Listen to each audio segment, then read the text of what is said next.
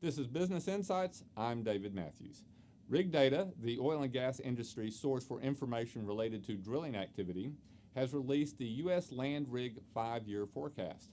This report provides data for the upstream market that considers factors such as drilling technology, demand for crude, production from offshore and high-cost environments, and CapEx outlooks and price pressure on oil field service companies. The U.S. Land Rig 5-year forecast projects that U.S. onshore active drilling rig count will not regain its pre-bust levels for at least the next 5 years. Joining us now is Trey Cowan, author of the Land Rig 5-year forecast. Trey, thanks for being with us. Oh, thank you for having me, David.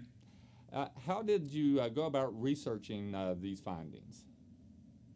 Well, typically, what we start out with, we are the, rig data in its name is our core competency is going out there and collecting all the, where people are drilling, what they're drilling for, when are they drilling, and the who's and what's is not just the operators that are looking for the oil and gas, but the service companies providing the service to them, like the contract drillers, which is, a key focus for us. And so within that, we're looking at, both the discussions we have with those groups and also what they're putting out publicly in their financial findings, what the different economists are saying, and just how it all impacts. It's a macroeconomic theme as far as crude and how the fundamentals will play out. But trying to get as many different sources for that from both locally and around the world to all come together into your Right. product. How do you feel the rig data approach to such forecast is unique? Yeah, I think what we provide that most of the industry takes a different approach to it, whereas when you look at crude and the price of oil, it's so highly correlated to all the activities involved. People tend to start with the price of oil and assumptions around how do you get to where you think the price of oil is going to drive the other components of a projection.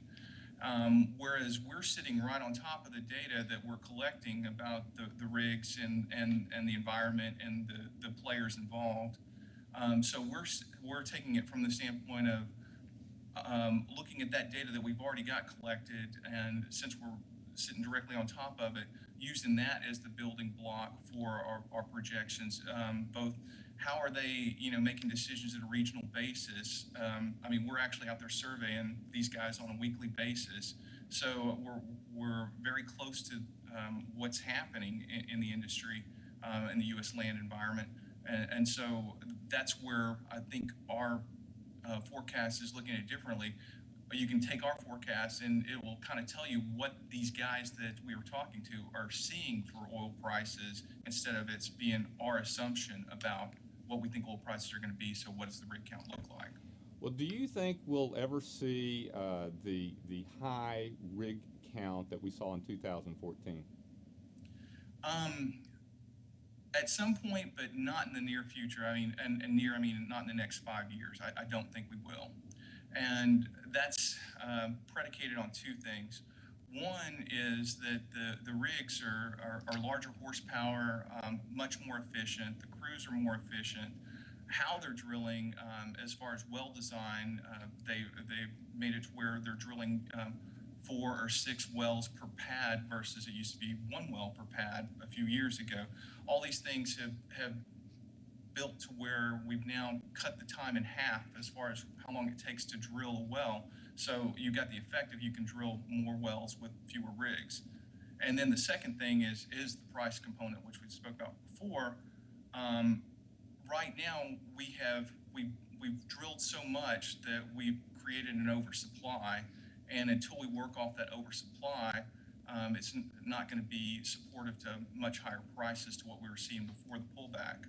So it just doesn't seem like we're going to get to those higher prices anytime soon. And again, that's within the next 5 years. So how do you feel like that's going to affect the oil field services sector over the next few years? It's definitely slowed things down that we've already seen, and the recovery from where we're standing, is going to be pretty flat next year. So a muted recovery before it finally starts growing again.